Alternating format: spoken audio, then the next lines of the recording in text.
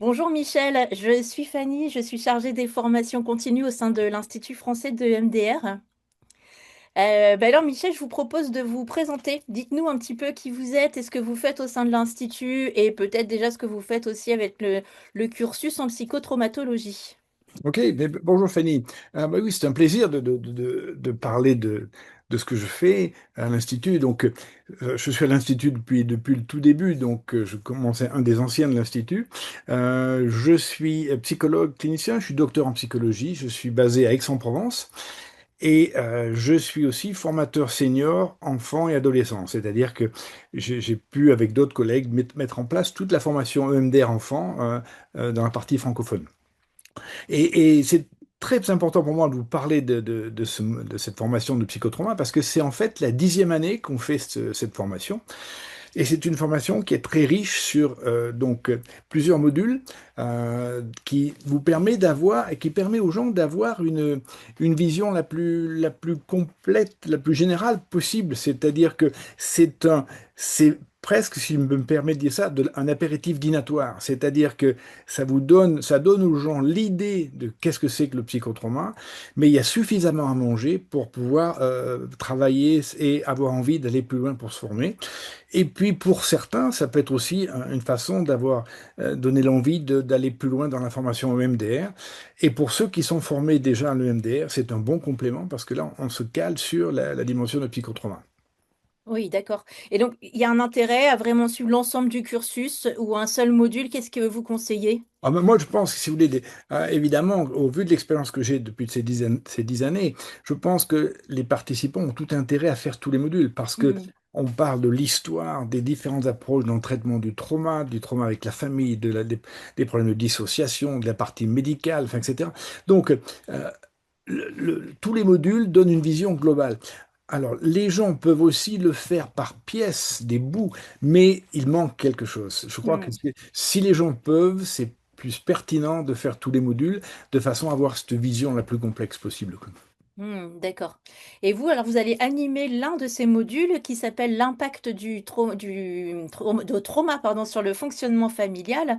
Est-ce que peut-être vous pouvez nous en parler un peu plus de ce module-là, les points clés que vous allez aborder dans ce module-là? Absolument. Alors, je suis coordinateur de l'ensemble de la formation. Mm. Mais ma spécialité, c'est justement l'impact du trauma chez les enfants et regarder deux aspects dans cette formation. On va parler de la blessure individuelle de l'enfant traumatisé et quelque chose qui est souvent oublié dans le traitement du trauma, c'est la blessure du lien. C'est-à-dire que, alors, on y pense au niveau des enfants, mais pas suffisamment dans la prise en charge du traitement. Et c'est la même chose au niveau de l'adulte. Une personne adulte qui a été agressée, qui est blessée, qui a été traumatisée, non seulement elle souffre, mais le lien dans lequel elle est, avec la personne, les ou les personnes avec lesquelles elle vit, sont impactés. Ces liens sont impactés par la blessure. Mm. Donc, la focale principale dans cette formation, ça va être sur l'impact à la fois sur la blessure de la personne et la blessure du lien. Avec le défi, c'est comment on traite ça, quel plan de traitement on peut mettre en place justement pour aborder ces deux blessures. D'accord. Et alors, peut-être que vous avez un cas clinique qui vous vient à l'esprit, quelque chose qui nous permettrait de concrétiser un peu ça. Comment vous, est-ce que ça fait un écho peut-être à quelque chose de vécu?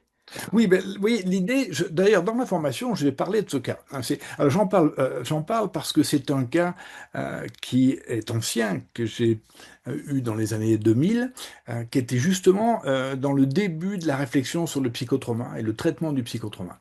Et ce cas, j'en parlerai plus en détail dans la formation pour illustrer les points, mais rapidement, pour vous donner une vision, c'est l'histoire d'une famille dans laquelle une petite fille de 4 ans a été violée par le babysitter, qui est un voisin de la famille, pendant 4 mois. Donc la maman m'appelle suite ils ont déposé plainte, ils ont vu la brigade, ils ont vu la gendarmerie, le conseil départemental, etc. Et ils ont ma adresse. Et elle me parle donc de ce qui est arrivé à sa fille de 4 ans. Et la question on s'est posée tout de suite, j'étais à ce moment directeur d'un CMP, et donc avec mon équipe, on a réfléchi sur OK, il va falloir s'occuper de cette petite de 4 ans qui a été victime de trauma, mais quel est l'impact de cette blessure, ce trauma sur les parents? D'accord. Donc, c'est-à-dire en quoi cette maman elle est impactée, en quoi ce papa, les deux parents sont impactés, en quoi les sœurs les grandes sœurs de la petite fille sont impactées. Donc, il nous a fallu réfléchir sur comment articuler dans un plan de traitement congruent à la fois le traitement de la blessure de l'enfant et le traitement de la blessure des liens et, Hmm. et de la prise en compte de la dynamique familiale. J'insisterai beaucoup aussi pendant la formation sur l'idée, là, quand on parle de traitement du trauma, on parle de système blessé et on doit aussi parler de comment on active les résiliences de ce système. Hmm. C'est-à-dire que, contrairement à ce qu'on peut voir des fois dans certaines pratiques, on a essayé de ne pas multiplier le nombre des psychothérapeutes de façon à ce que la famille soit constamment face à un seul thérapeute, de façon à aider justement l'expression de la résilience.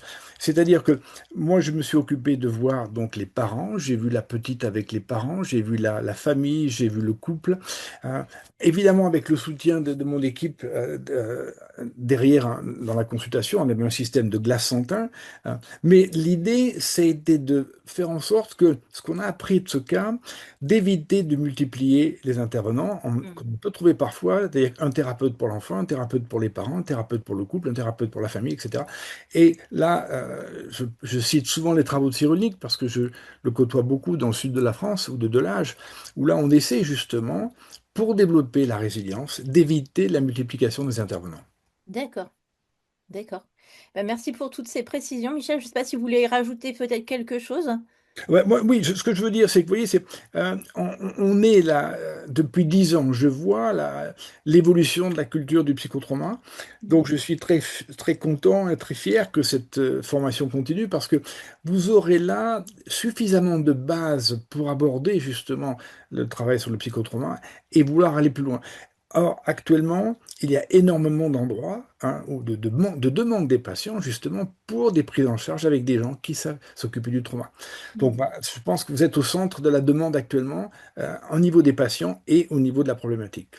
Au vu, par exemple, des situations dont on parlera aussi pendant la formation, des situations de violence intrafamiliale, mais aussi de violence extrafamiliale. C'est-à-dire que on est dans les situations de violence domestique, par exemple. On est dans les situations d'enfants agressés dans la rue, enfin, etc.